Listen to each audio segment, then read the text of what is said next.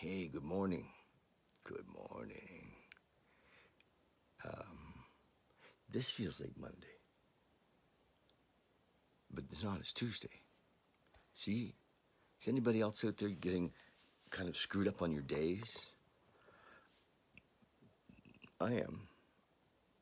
They all kind of seem the same to me. Hi, Linda. James Johnson. Nice.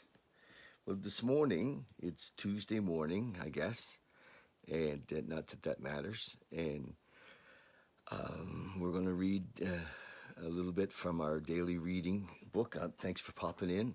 And it's become a bit of a thing that we've been doing. And why? Well, we won't get into that. What is the date? Is it? We're going to say that it's the 19th. Yeah, we're going to say it's the 19th of May. Where has May gone?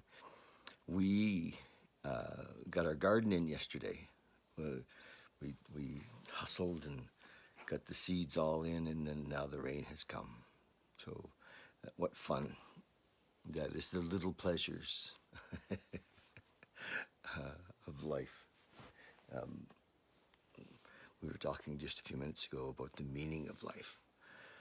What does it all mean? I woke up this morning and sometimes in the morning, like this is about 7, I'll just go to YouTube. I know. I just and see what's there. If there's anything that wants to be listened to, and it was Krishnamurti this morning on death, and Krishnamurti's voice is so funny. He's like a he's a kind of a squeaky, but I've listened to him a lot. So try Krishnamurti out sometime. Anyway, it was on death and the meaning, or maybe the lack of meaning. I won't ruin the surprise for you. But he does mention that nobody escapes it. And so we must be in some way prepared, even if it's for nothing, in a way. Aman Gandhi. Listen, hi Aman, nice that you're here. Awesome. So we're going to read from the 19th, Thought for the Day of May. Fellowship, it said, is a big part of staying sober. And it is. We really help each other a lot in staying on the path and having fun with staying on the path. The doctors call it group therapy. I don't know about that, but because we don't really see what we're doing as therapy. But I'll talk about it in a minute. We never go to an AA meeting without taking something out of it. Sometimes we don't feel like going to a meeting and we think of excuses for not going, but we usually end up by going anyway. And we always get some lift out of every meeting. Meetings are part of keeping sober. And we get more out of a meeting if we try to contribute something to it. By contributing my share at meetings. Meetings are fun. I've been going to meetings for 39 and a half years. And I remember early in my recovery saying to my sponsor at the time, I think it was Rick McDonald, who sponsored me for a little while, and I said, how long do I have to go to these meetings? And he said, you have to go until you want to go. Anyway, I was thinking over the day, and he said, you have to go until you want to go.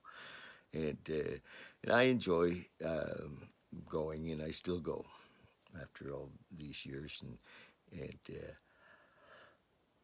now we're going online. We're on Zoom.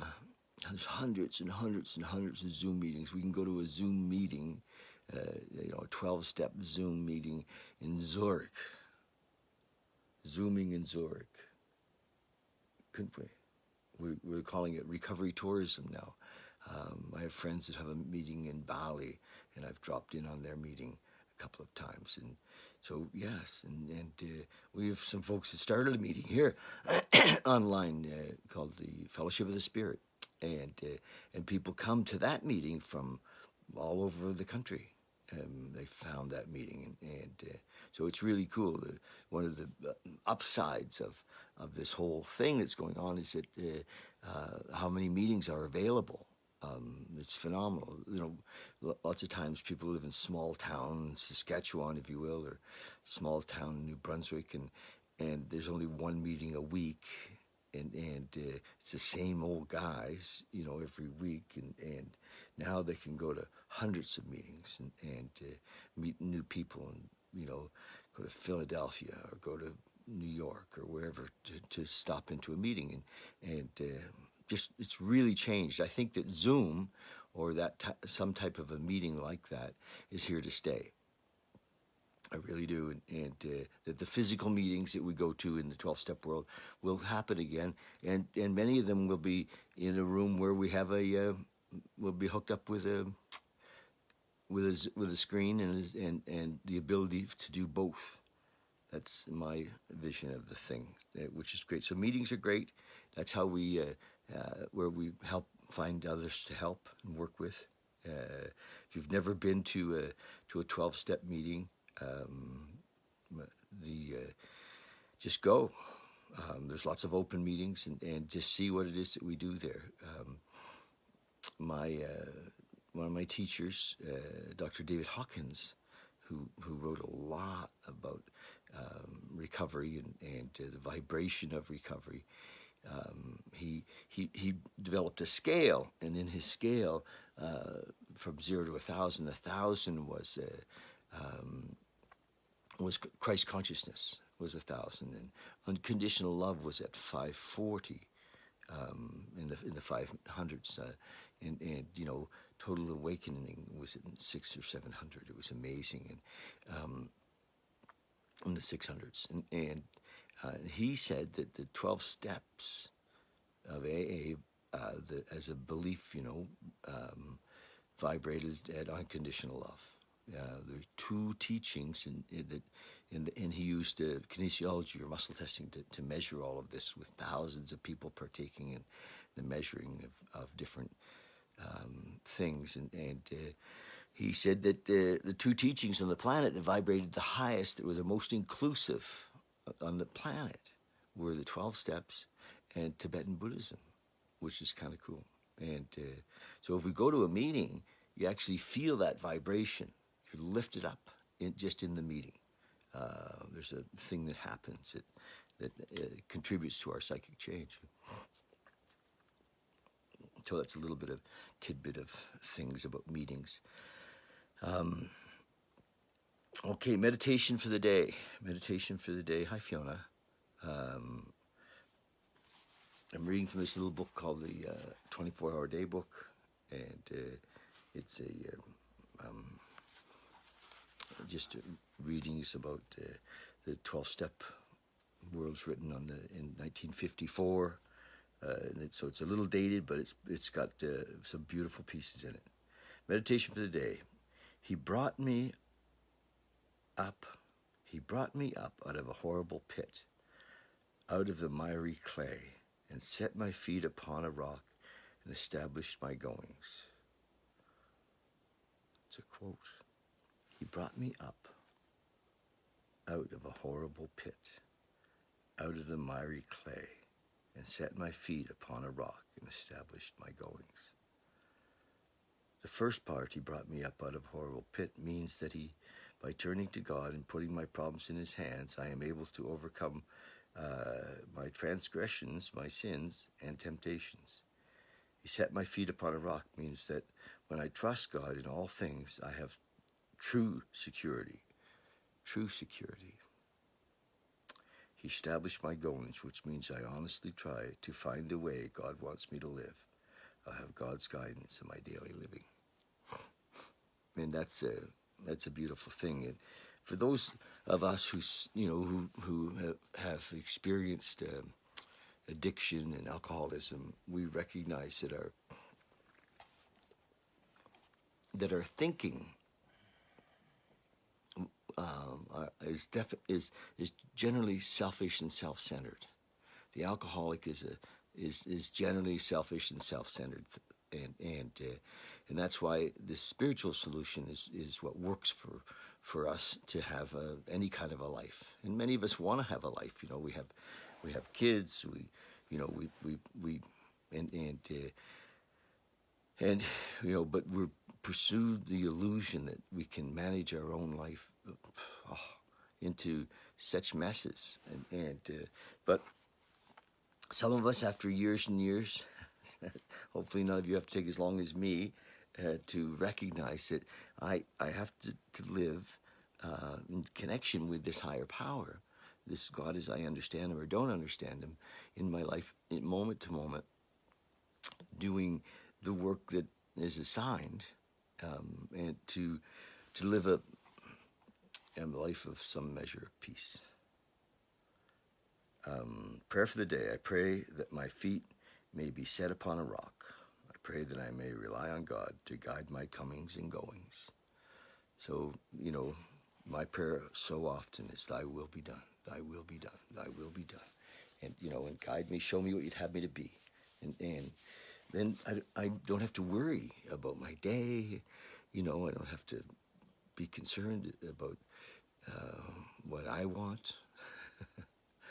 and in life, then I kind of lose track of time because I'm not measuring whether I'm getting what I want. I'm not concerned about whether I'm getting anything. You know, if there's any concern, it's about whether I'm here giving or not. So for me, it's about doing God's will in my life. Okay, so those are the readings from the 24-Hour Day book today. And we had a great, hi, Lisa. We had a great Monday evening meditation last night. It was really super. So if you get a chance to look at that, it's on YouTube. We have a channel, our YouTube channel is Valley and Beyond Project Awakening. We'd love it if you go and subscribe to that. So it's on YouTube, and these go on YouTube as well. And these daily readings they're kind of cool. And I never know what's going to come out, what we're going to talk about. The daily reading kind of stimulates some stuff. And anyway, yes, check us out on YouTube. Hi, Kathy. Hi, honey. So we just finished the reading, but you can just go back and have a look at it here. This is going to be posted in a minute. And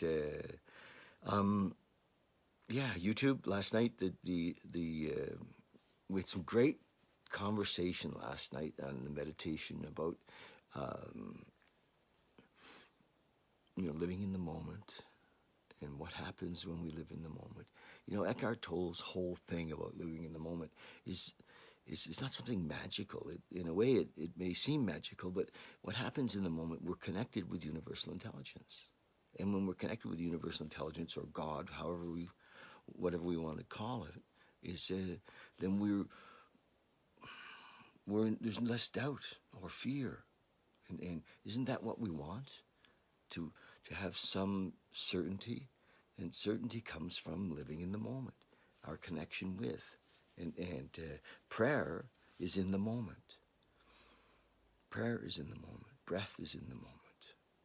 Be here now. Surrender all of our ideas about ourselves. This is a lot about what we talked about last night. Adrian Bowley was there, and Trevor was there. Trevor had some magic words for us, and he did. And so that's it. Love you. Check out last night's. It was a bit long, but it was really good. We meditated together, and love you guys. So, the other thing about meditation is meditation also brings us into the moment with the breath, and we get to watch the thoughts and recognize that we're not our thoughts, that we're not our emotions, that we're really not even our body. We're just here in this, and we can be the observer of all of that. Okay, love you guys. Have a great and super day. Bye.